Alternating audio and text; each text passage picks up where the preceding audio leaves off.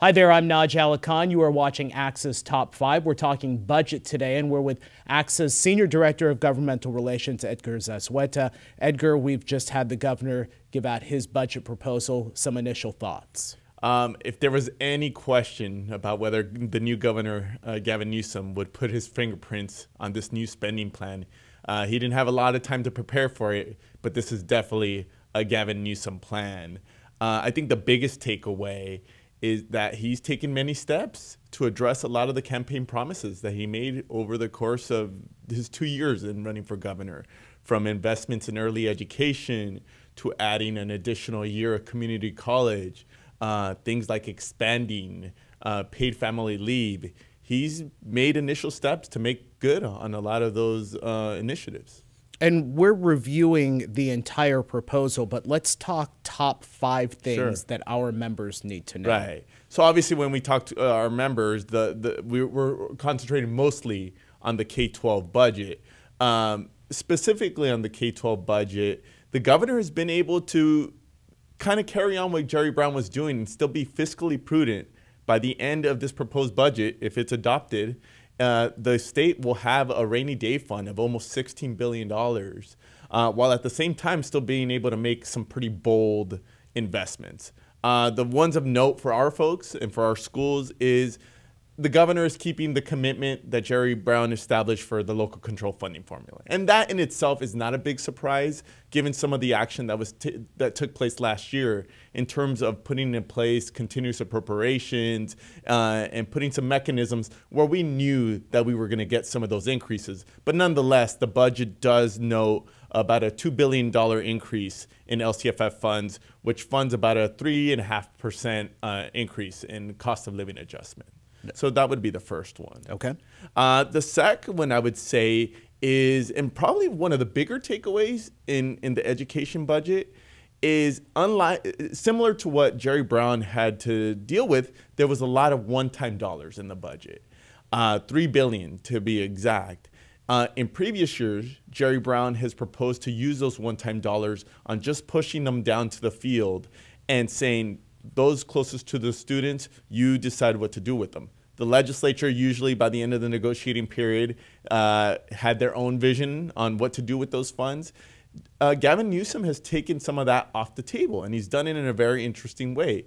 He's utilizing these $3 billion and saying, instead of just pushing them out to districts, he is responding to one of the biggest calls that he's been hearing from groups like ACSA and CSBA and others in the education community, is about mitigating the impact of the rising cost of our pension liabilities, something that he's been hearing over and over. So what this plan does, interestingly, is uses one-time dollars, $3 billion to be exact, and says we're going to use those dollars to do 2 things. One, we're going to use a portion to invest in the long-term liability, but about $700 million of that is going to go to prepay or pay down some of basically the bill that school districts, employers were going to have to pay over the next 3 years. So it's an interesting way to respond to what our folks have been calling for, that, hey, yes, we have to protect pensions. There are folks too, but it's having an impact on the bottom line, and it's having an impact on services. So it seems like this administration has shifted from the previous one, in one, the use of those dollars, but 2, also acknowledging that we needed to do something about the increased liabilities. All right, number 3, let's talk special ed. Special ed. So another thing, you can't go into a room with school administrators without hearing the impact of rising special ed costs. The governor proposes over $500 million in special ed grants. There's still some questions on this. It does appear from the write-up that these dollars are intended to supplement existing services, so it wouldn't necessarily go to what we call the encroachment or the money that our folks have to expend now. But it looks like the intent of the proposal is to use these block grants to invest in students that are also what we term unduplicated, low income, foster youth, or English learner, but also are classified as a student with a disability. So it appears that it's going to be a grant program of some sort that invest in the neediest students in our state.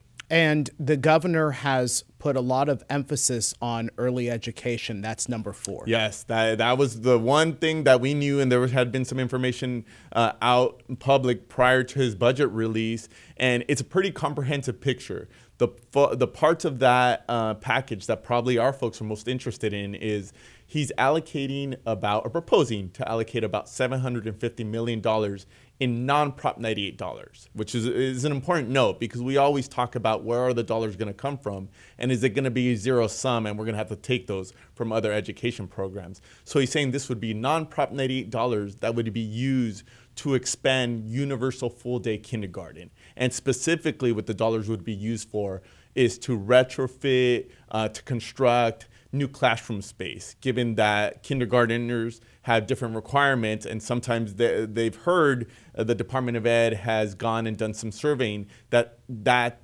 inhibits certain districts from offering full-day kindergarten because of their facility needs. So these dollars would be specifically to address that. The second component of the early ed package that relates specifically to our folks is a continued expansion of the state free school program.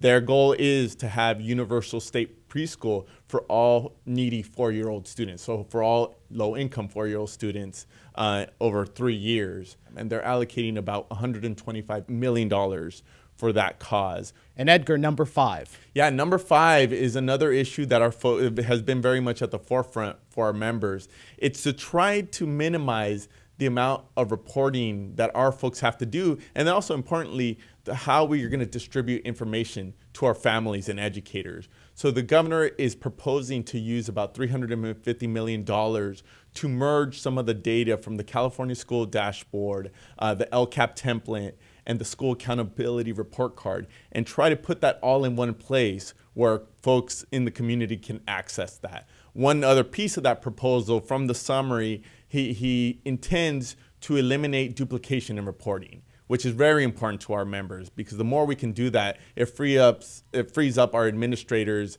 more time to invest in our students. All right. Edgar, thank you so much for joining us on our top 5 about the California state budget, and thank you so much for joining us.